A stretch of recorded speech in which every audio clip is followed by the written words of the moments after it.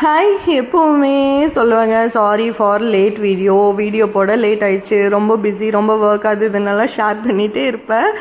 இந்த டைம் வந்து late video இல்லைங்க, லேட் வீடியோ, ரொம்ப லேட் வீடியோ. ஆனால் பிஸி, வீட்டில் வேலை, அந்த வேலை இந்த வேலைலாம் சொல்ல மாட்டேன். எக்கச்சக்க ஃபங்க்ஷன்ஸுங்க. 2 மாதமாக விருந்துன்னு ஒரே என்ஜாய்மெண்ட். கெடா விருந்துலேருந்து தங்கச்சி கல்யாணம், தம்பி கல்யாணம்னு ஒரே இன்னும் தம்பிங்க ஆக்சுவலாக மல்டிபிள் ஆஃப் மேரேஜஸுங்க. ஃபங்க்ஷன் எல்லாம் நிறைய அட்டன் பண்ண ஆரம்பிச்சிட்டேன். லாஸ்ட் டைமே உங்களுக்கு ஷேர் பண்ணியிருந்தேன். எக்கச்சக்க ஃபங்க்ஷன்ஸு, எக்கச்சக்க எக்ஸ்பென்சஸ்ஸு எல்லாத்தையும் சமாளிக்கிறதே கொஞ்சம் பெரிய வேலையாக இருந்துச்சு. 2 மாதம் வெளியே போயிட்டே இருந்தனால வீடியோவும் போடல. ஆக்சுவலாக அதெல்லாம் வீடியோ எடுத்து போட்டிருக்கலாம் ஃபங்க்ஷன்ஸ் எல்லாம். ஆனால் நான் வந்து சொன்ன மாதிரி ஃபங்க்ஷன்ஸில் என்ஜாய் பண்ண, அது வாங்கினேன் இது வாங்கினேன்னு சொல்லி உங்களெல்லாம் டெம்ப் பண்ண வேண்டான்றனால தான் இப்போ வந்து நான் வந்து சேவிங்ஸ் வீடியோ மட்டும் நம்ம சேனலில் ஷேர் பண்ணிக்கலான்னு ஆல்ரெடி சொல்லியிருந்தேன். பிகாஸ் பணம் இருக்கவங்க ஓகே, இது அழகாக இருக்குது சரி வாங்கலாம், இல்லை எங்கே வாங்கினீங்கன்னு கேட்கலாம், இல்லை நீங்கள் வாங்கிப்பீங்க ஓகே. இல்லாதவங்களுக்கு டெம்ப்ட் ஆகும். ஓகே நம்மளும் ஒரு நாள் இதை வாங்கினா என்ன, நம்ம கிட்ட இருக்க காசை வச்சு இதை ஒரு நாள் என்ஜாய் பண்ணிடலாம் வாங்கி, அதுக்கப்புறம் மறுபடியும் சேர்த்து வச்சு நமக்கு என்ன தேவையோ அதை ஃபுல்ஃபில் பண்ணிக்கலாம். ஐ மீன் பேசிக் நீட் என்னமோ அதை ஃபுல்ஃபில் பண்ணிக்கலாம் அப்படின்னு யோசிக்க ஆரம்பிச்சிருவீங்க. உங்கள் மைண்டை நான் மாற்ற விரும்பவே இல்லைங்க. ஏன்னா இப்போ எல்லாரோட மைண்டும் அப்படி தான் போயிட்டுருக்கு. நம்ம ஒரு எய்ம் பண்ணி போயிட்டே இருப்போம். திடீர்னு இந்த குதிரைக்கு கண்ணை கட்டலைன்னா அதோட டைரெக்ஷனெல்லாம் மாறிட்டே இருக்கும்னு சொல்லுவாங்கள்ல. இந்த திசையில் போயிடும், நம்ம கரெக்டாக சொல்கிற திசையில் போகாதுன்னு சொல்லி, அதே மாதிரி தான் நம்ம மைண்டும். நம்ம திடீர்னு யாராவது டைவெர்ட் பண்ணி விடுவாங்க.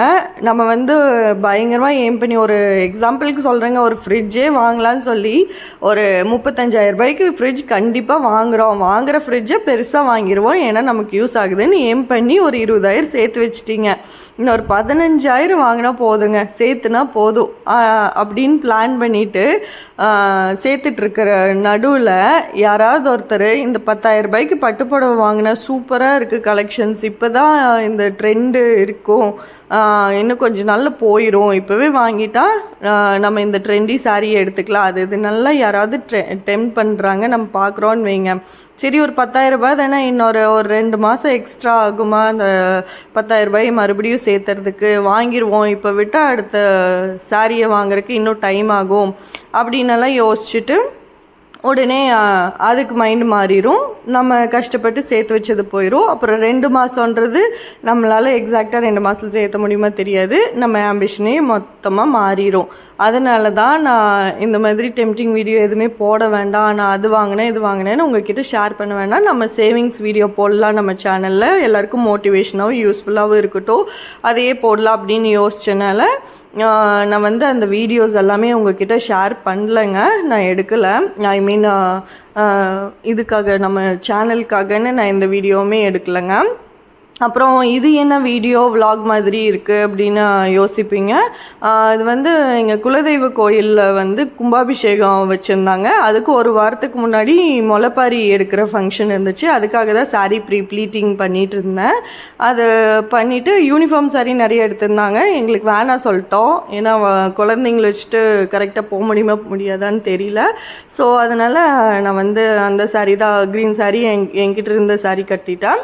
அந்த ஃபங்க்ஷன் முடிச்சுட்டு அப்படியே பையனுக்கு லஞ்ச் குக்கிங், இந்த 2ம் தான் இந்த வீடியோவில் இன்க்ளூட் பண்ணியிருக்கேன். ஆனால் நம்ம வந்து சேவிங்ஸ் பற்றியே இந்த வீடியோவில் பேசுவோங்க.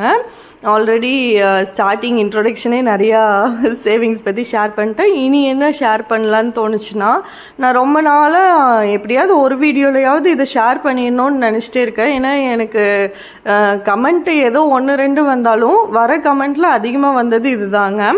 அது போக நேரில் நிறைய பேர்கிட்ட பேசுவோம், ரிலேட்டிவ்ஸ் அந்த மாதிரியெல்லாம் நான் ஷேர் பண்ணுவேன், இந்த மாதிரி சேவிங்ஸ் பண்ணலாம், ஏன்னா அவங்களுக்கு கொஞ்சம் ஐடியா கொடுப்பேன் நேரில் நம்ம ஏதாவது ஃபினான்ஷியல் பற்றி பேசணுன்னா. ஸோ அந்த மாதிரி ஷேர் பண்ணும்போதும் என்கிட்ட நேர்லேயும் சொல்லியிருக்காங்க, என்னென்னா ஏன் காசாக சேர்த்து வைக்கிற அப்படின்னு சொல்லி. உண்டியல் சேவிங்ஸ் வீடியோலாம் பார்த்துட்டும் நிறைய பேர் சொல்லியிருக்காங்க, கேஷை உண்டியலில் சேர்த்து வைக்காத, கேஷாக சேர்த்து வைக்காதன்னு நிறைய பேர் சொல்லியிருக்கீங்க. அது வந்து நான் கேஷ் கேஷாக சேர்த்து வச்சு அதுக்கப்புறம் ஒரு பொருளாக தான் வாங்குகிறேன். அது வந்து அதையும் நான் உங்ககிட்ட ஷேர் பண்ணிடுறேன். முக்கியமாக கோல்டு தான் வாங்குறேன். 5000 10,000 தான் மோஸ்ட்டாக உண்டியலில் சேர்த்து வைக்கிறேன். அதுக்கு நான் கோல்டாக இன்வெஸ்ட் பண்ணிடுறேங்க. 5000 10,000க்கு அவ்வளோதாங்க பண்ண முடியும். நீங்கள் ஃபிக்ஸட் டெபாசிட்லலாம் போட சொல்கிறீங்க. நான் ஆல்ரெடி ஷேர் பண்ணியிருக்கேன். என்னால் ரெகுலராக ஒரே அமௌண்ட்டை எல்லா மந்த்தும் சேர்த்து வைக்க முடியாதுன்னு. ஏன்னா நான் வந்து ஒரு ஹவுஸ் ஒய்ஃபு, எனக்கு ரெகுலர் இன்கம் இல்லை. என்னோடய ஹஸ்பண்ட் அவர் அப்பா கொடுக்குற அமௌண்ட்டை வச்சு தான் நான் சேவிங்ஸ் எல்லாம் பண்ணுறேன். சீட்டு போடுறதுலேருந்து எல்லாமே அப்படின்னு சொல்லியிருக்கேன். சீட்டு போட்டேன்னா எனி டைம் எடுத்துக்கலாங்க, எடுத்து செலவு பண்ணிக்கலாம். நான் செலவுனா எஸ் யூஸ்ஃபுல்லாக இருந்தாலும் ஓகே, திருப்பி சீட்டுக்கே பத்தலைன்னு சொல்லி கட்டுறதுனால ஓகே, ஏதாவது எக்ஸ்ட்ராவாக இன்னொரு சீட்டு பொல்லாத எனக்கு பிடிச்சிருக்குனால ஓகே, எதுனாலும் டக்குன்னு அந்த சீட் எடுத்துடலாம். ஆர்டினா நான் ஒரு எய்மோட ஆர்டி ஆரம்பிக்கிறேன், சரி இன்ட்ரெஸ்ட் வரும்னு சொல்லிட்டு. அப்புறம் பாதியிலேயே வித்ட்ரா பண்ணேன்னா அந்த அமௌண்ட்டு எனக்கு அந்த அமௌண்ட் மட்டும்தான் கிடைக்கும். அதுக்கு நான் சீட்டே போட்டுக்கலாம் அப்படின்னு யோசிச்சுட்டு தான் ஆர்டி நான் போடலைங்க. ஏன்னா கடைசியில் நம்ம எவ்வளோ டென்யூர் எத்தனை நாளுன்னு கணக்கு போட்டு 12 months 12 மாதம்னா அந்த 12 மாதத்துக்கு அப்புறம் தான் எனக்கு வட்டியே கிடைக்கும் ஆர்டியில். எஃப்டினா நம்ம வந்து வித்ட்ரா பண்ணவே முடியாது, அந்த டைம் வரைக்கும் வெயிட் பண்ணணும். எதுவாக இருந்தாலும் கடைசியில் தான் வட்டி கிடைக்கும். அதுக்கு நான் பேசாமல் சீட்டே போட்டுக்கலான்னு யோசிச்சுட்டு தான் எல்லாமே ட்ரை பண்ணி பார்த்துட்டேங்க. எஃப்டி ஒரு டைம், ஆர்டி ஒரு டைம், எல்லாமே ட்ரை பண்ணி பார்த்துட்டேன்.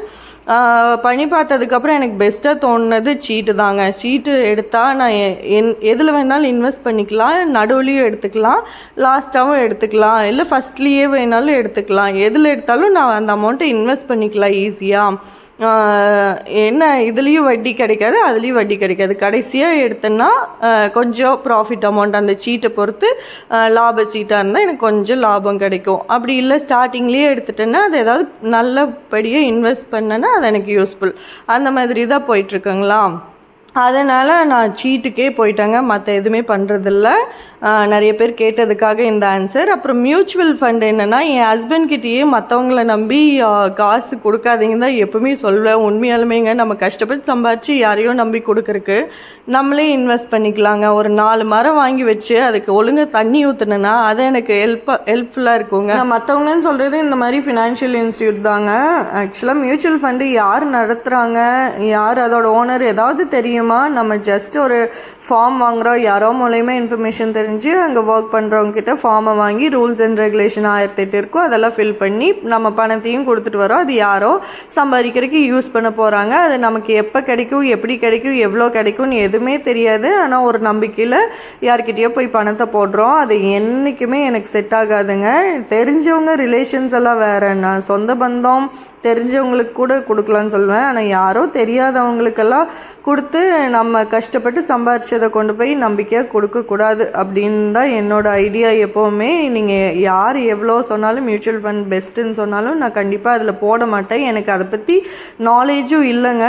அதை பற்றி நிறைய தெரிஞ்சுக்கணும், அதெல்லாம் கடல் மாதிரி. அதனால் அது தெரியாமல் நான் இன்வெஸ்ட் பண்ண மாட்டேன். எவ்வளோ சம்பாரிச்சாலும் பரவாயில்ல, அதில் எவ்வளோ காசு கிடைக்கும்னாலும் பரவாயில்ல, கண்டிப்பாக அதில் இன்வெஸ்ட் பண்ணவே மாட்டேன். என்னோடய உழைப்பை போட்டு கூட என் பசங்களுக்காக நிறைய சம்பாதிச்சிடுவேன். ஆக்சுவலாக நிறைய ஹார்ட் ஒர்க் பண்ணுன்ற ஐடியா தான் இருக்குது. இந்த மாதிரி ஈஸி இன்வெஸ்ட்மெண்ட் கண்டிப்பாக பண்ணவே மாட்டேங்க. நான் வந்து மண்வெட்டியை தூக்கிட்டு போய் வெட்டியாவது சம்பாதிப்பேன் மண்ணில். பட் கண்டிப்பாக இந்த மியூச்சுவல் ஃபண்டுக்குள்ளே நான் இறங்கவே மாட்டேன். நிறைய பேர் கமெண்ட் பண்ணியிருந்தீங்க, என்னோடய ஒப்பீனியன் இது தாங்க. அது போக வேறு ஏதாவது இன்வெஸ்ட்மெண்ட் இருந்தால் கூட நான் கண்டிப்பாக பண்ணுவேங்க. இது கண்டிப்பாக பண்ண